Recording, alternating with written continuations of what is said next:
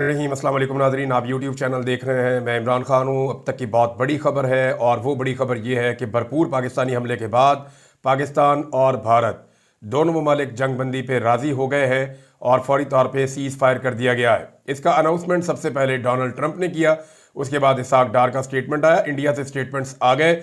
मैं आपको कुछ चीज़ें क्लियरली बता देता हूँ। अब तक जब पहले भारत ने अटैक किया पाकिस्तान के ऊपर और लगातार अटैक किया, भारत 3 दिन तक हमला करता रहा। स्पेशली वो पाकिस्तान की जो एयरफोर्स की इंस्टॉलेशंस हैं उनको तबाह करने के ऊपर तुल गया था।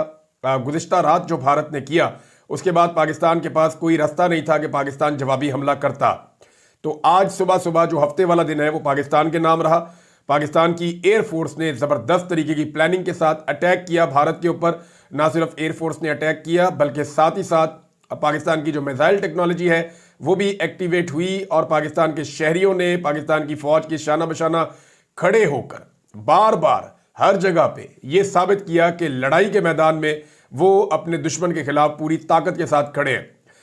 नाजरीन, जो हमने मनाजिर देखे हैं फिर उसके बाद इंडिया में तो बहुत बड़ी तब्दीली आई है। यानी वो भारतीय मीडिया या वो भारतीय ऑफिशियल्स जो बहुत उछल उछल के बात कर रहे थे, बहुत बदतमीजी से बात कर रहे थे, उनके लहजे में बड़ा तकब्बुर था और वो बहुत गुस्से में बात कर रहे थे कि हम ये कर देंगे, वो कर देंगे, यहाँ पे ब्रामूस मार देंगे, पाकिस्तान को सबक सिखाएंगे, इनको जो है धूल चटाएंगे। इस किस्म के जुमले वो नॉर्मली बोल रहे थे। हत्ता के गालम गलोच पे उतरा हुआ था भारतीय मीडिया और ये सारा कुछ वो कंटिन्यूसली कर रहे थे। लेकिन मैं गुज़िश्ता 2-3 दिन से एक ही बात कर रहा हूं और बार बार कह रहा हूं कि इस लड़ाई को उठाएं और उठाकर इंडिया में ले जाएं। जो लड़ाई पाकिस्तान की सरजमीन पर चल रही है, हमें तो आदत है लड़ाई की। अब पाकिस्तान के अंदर आप मनाजिर देखें ना, क्या थे। यहां पे ड्रोन आकर गिरा, वो पता चला लाहौर में कोई लड़का 125 की टैंकी पे रख के भाग गया। ये बाकायदा वहां पे एक लड़का रिपोर्ट कर रहा है कि ये मीडिया शीडिया भी आ रहा है, तो रौला पड़ा हुआ है। अब पता नहीं उसके अंदर कितनी सदाकत है, लेकिन वो कह रहे हैं जी वो ड्रोन उठा के भाग गया। एक ऑफिशियल है, उसका एक ऑडियो मैसेज है, उनके सरगोदा वालों के अपने मसाइल हैं। कहते हैं वहां पे जाके एक ड्रोन गिरा है तो वो चोरी हो गया हमारा, हम वहां पहुंचे, हम उसको देखना चाहते हैं, उसका टेक्निकल एनालिसिस करना चाहते हैं, तो वो चोरी करके ले गया। अब उसके दिमाग में ही होगा वॉर ट्रॉफी है, मैं जाके अपने घर में रखता हूं। तो ये और पाकिस्तानी जगह जगह विजुअल्स आ रहे हैं, जो उनके ड्रोन्स वगैरह गिर रहे थे या मिसाइल वगैरह फट रहे थे, पाकिस्तानी जाके वहां उनको जूतियां मार रहे थे। और कोई ड्रोन को उल्टा के देख रहा है, कोई पलटा के देख रहा है, कोई नीचे से कोई ऊपर से, क्या आपने नया बनाना है। यानी पाकिस्तानी शहरी जो है वो जंग उन्होंने इतनी लंबी देखी है। गुज़िश्ता 25 साल से पाकिस्तान दहशतगर्दी के खिलाफ दुनिया की खतरनाक तरीन जंग लड़ रहा है और ये जंग हमने इतनी लंबी लड़ी है कि हमारी रिजिलियंस बहुत ज्यादा है। जंग के हवाले से हमने 70-80 हजार लाशें उठा ली हैं। इंडिया के अंदर देखें ना, अब 26 लोग उनके कत्ल हो गए। अब जिसने भी कत्ल किए वो काबिल मुजम्मत काम किया, गलत काम किया। निहत्ते शहरियों को नहीं मारना चाहिए था, वो बेचारे सयाह थे, उनका क्या कसूर था, उन्हें कत्ल किया गया। लेकिन सवाल यह पैदा होता है कि वो 26 कत्लों के बाद भारत बौखला गया। हमने देखा कि पूरा भारत परेशान हो गया। पाकिस्तान में अपने बड़े बड़े वाकयात, ये मुंबई अटैक आज तक नहीं भूल पा रहे, 2008 की बात है, और पाकिस्तान ने कितने कितने बड़े दहशतगर्दी के वाकयात जो है वो हजम कर लिए हैं। पाकिस्तान दहशतगर्दी के खिलाफ जंग लड़ते लड़ते इतना मजबूत हो गया है कि पाकिस्तान का हर सिपाही कहीं ना कहीं किसी ना किसी महाज पे लड़ चुका है। पाकिस्तान पूरा का पूरा जो है किसी ना किसी तरह कोई ना कोई लेवल पे हर शख्स जो है वो दहशतगर्दी को फेस कर चुका है। लिहाजा और जो नहीं कर चुका वो उसके ऊपर वैसे ही कोई दहशतगर्दी का पर्चा होगा। तो पाकिस्तान में रेजिलियंस बहुत ज्यादा है, ये बात इंडिया को समझ नहीं आ रही थी। तो मैं पहले दिन से ये कह रहा था कि इस लड़ाई का ग्राउंड तब्दील करें, इसको यहां से उठाएं लड़ाई को और ले जाए इंडिया में। फिर उनका लहजा बदलना शुरू हुआ। जैसे ही पाकिस्तान ने अटैक किया तो उसके बाद जो उनकी फौज की तर्जुमान है सूफिया साहिबा, उनका जो लहजा है और उनका जो बोलने का अंदाज है वो तब्दील हो गया। और फिर उन्होंने बताना शुरू किया कि पाकिस्तान ने कहां कहां पे अटैक किया है, किस किस जगह पे मारा है। पाकिस्तान ने देखें भारतीय जो एयरफोर्स की इंस्टॉलेशंस हैं या जो मिलिट्री तनसीबात हैं उनको निशाना बनाया। किसी जगह पर भी पाकिस्तान ने सिविलियंस को निशाना नहीं बनाया। भारत ने बिला वजह अपना IPL कैंसिल कर दिया, वो अपना IPL खेले। पाकिस्तान कभी भी आवाम के ऊपर अटैक नहीं करेगा, खवातीन और बच्चों के ऊपर कभी हमला नहीं करेगा। हमें हमारा मजहब भी इसकी इजाजत नहीं देता, लिहाजा हम इन बातों का ख्याल रखेंगे जंग के मैदान में। तो जंग के मैदान में इन बातों का ख्याल रखना बहुत जरूरी है और पाकिस्तान रखेगा भी। लेकिन जो मिलिट्री इंस्टॉलेशन हैं उनके ऊपर पाकिस्तान ने अटैक किया। लगभग 1 दर्जन के करीब मकामात हैं जहां पे भारत के जो अहम तरीन फौजी तनसीबात हैं उनको पाकिस्तान ने निशाना बनाया, जिनमें एयर बेसिस भी शामिल है, मिसाइल साइट भी शामिल है, कुछ ब्रिगेड हेडक्वार्टर जो है वो भी शामिल है, कुछ जो मिलिट्री डिपोज है वहां पे भी पाकिस्तान ने अटैक किया। तो ये एक बड़ा हैवी किस्म का हमला था जिसको मुकम्मल प्लानिंग के साथ अंजाम दिया गया पाकिस्तान की जानिब से। और ऐसा लग रहा था कि फिजा में अब चाहे इंडिया है चाहे पाकिस्तान है, शाहीनों का राज है। पाकिस्तान एयरफोर्स ने पाकिस्तान को कभी भी मायूस नहीं किया, हमेशा कौम का भरम रखा, हमेशा कौम की इज्जत रखी। तो पूरे पाकिस्तान की जानिब से, हम सब की जानिब से, पाकिस्तान एयरफोर्स और पाकिस्तान एरोनॉटिकल इंजीनियरिंग के साथ जुड़े हुए एक एक फर्द जो एयरमैन है, वहां तक जितने इंजीनियर्स हैं उनको, जो लोग रेडार पे बैठे हैं उनको, जो बैकग्राउंड में काम करते हैं उनको, सिर्फ एक पायलट हवा में जाता है अपनी जान की बाजी लगाकर, अपने मौत के परवाने पर दस्तखत करके, शहादत की ख्वाहिश लेकर। एक पायलट तो जाता है हवा में, लेकिन उसके पीछे कितने लोग होते हैं? उसके पीछे बहुत सारे लोग होते हैं, बहुत बड़ी टीम काम कर रही होती है। बैकग्राउंड में बेशुमार लोग ऐसे होते हैं जो दिन रात एक किए हुए होते हैं और दिन रात एक करके मेहनत के साथ अपने फौजी को लड़ा रहे होते हैं, अपने जवान को लड़ा रहे होते हैं। एक जहाज में एक पायलट नहीं, और बहुत सारा कुछ भी होता है। कौम की उम्मीदें और दुआएं भी साथ होती हैं। तो कौम ने बहुत दुआएं की हैं। हमारी एयरफोर्स का बहुत शुक्रिया, पूरे पाकिस्तान की जानिब से आपको मुबारकबाद। और एयरफोर्स से मुंसलिक एक एक फर्द और एक एक शख्स का शुक्रिया। आपने अपनी कौम का भरम रखा, कौम की इज्जत को आपने महफूज बनाया। अल्लाह रब्बुल इज़्ज़त ने आपको कामयाबी दी है। आपको और पूरे पाकिस्तान को अल्लाह रब्बुल इज़्ज़त के सामने शुक्राने के नवाफिल अदा करने चाहिए। जिन्हें अल्लाह ने गाजी बनाया उनको सलाम, और जिन्हें अल्लाह ने शहीद के मर्तबे पर फायज किया उन्हें दोनों हाथों से सलाम।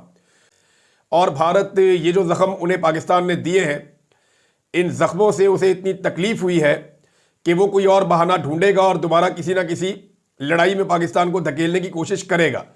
तो पाकिस्तान को इसके लिए पूरी तरह से तैयार रहना है, जैसे कि वो हमेशा से तैयार है। अब नाज़रीन, जो आबी जारहियत भारत कर रहा है उस हवाले से भी पाकिस्तान को तदारुक करना होगा। और यह भी मुमकिन है कि भारत पाकिस्तान के अंदर दहशतगर्दी करवाने की कोशिश करे।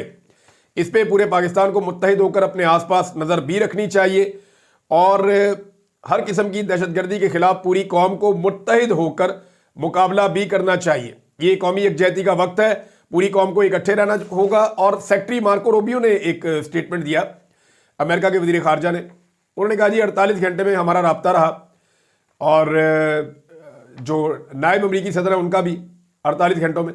देखें, जो अमरीकी नायब सदर है वो पहले ये कह चुके थे कि हमारा कोई लेना देना नहीं है पाकिस्तान और भारत की लड़ाई से।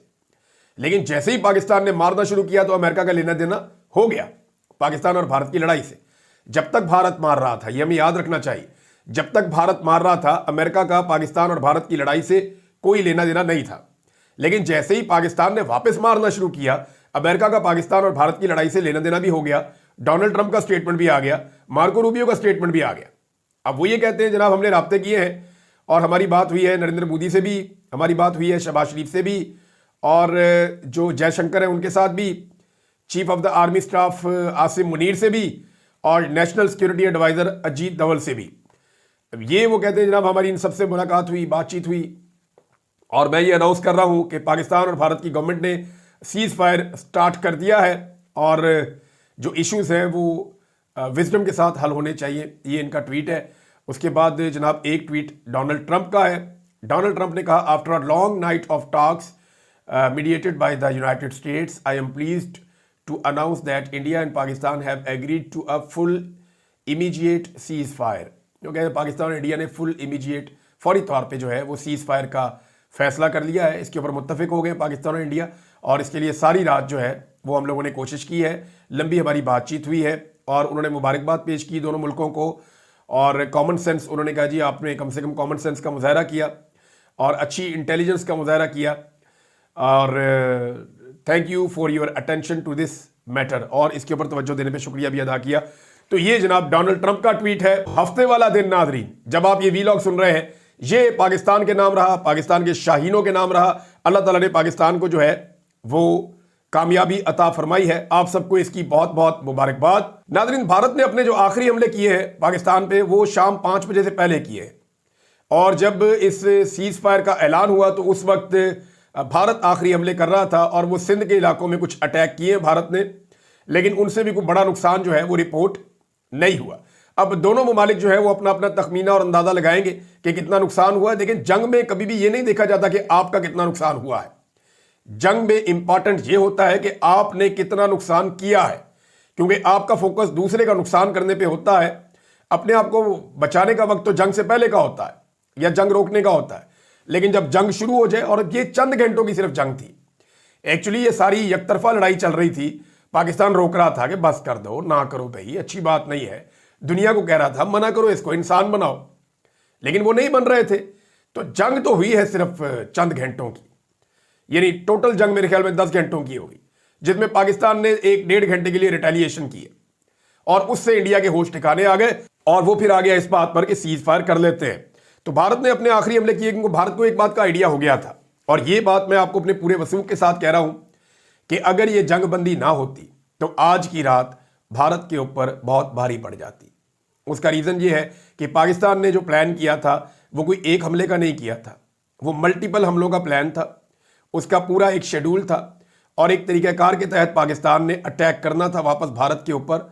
और ये डिफरेंट तरीके से डिफरेंट एरियाज में डिफरेंट इंस्टॉलेशंस को या फौजी तनसीबात को पाकिस्तान ने निशाना बनाना था। अभी तो काम शुरू हुआ था, लेकिन भारत को जल्दी समझ आ गई और वो सीज फायर की तरफ चला गया, वरना आज की रात भारत को पहले से ज़्यादा भारी पड़ सकती थी। फिलहाल सीज फायर है, देखते हैं ये सीज फायर कब तक कायम रहता है, क्योंकि इससे पहले भी हमने देखा बहुत सारे सीज फायर होते हैं लेकिन उनकी वायलेशन भी हो जाती हैं। तो अब एक छोटी सी चिंगारी जो है वो एक आग को भड़का सकती है, लिहाजा दोनों जानिब से बड़ी जिम्मेदारी का सबूत देना होगा। पाकिस्तान और इंडिया दोनों के अंदर गरीब लोग रहते हैं।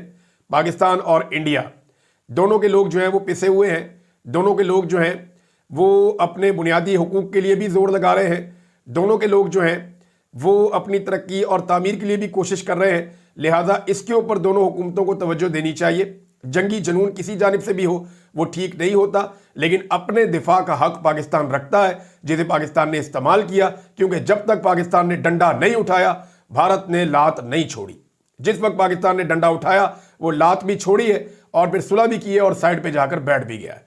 ये है नाजरीन अब तक की सूरत हाल। जो लेटेस्ट इंफॉर्मेशन इसके बाद आएगी आपके साथ मैं शेयर करूंगा।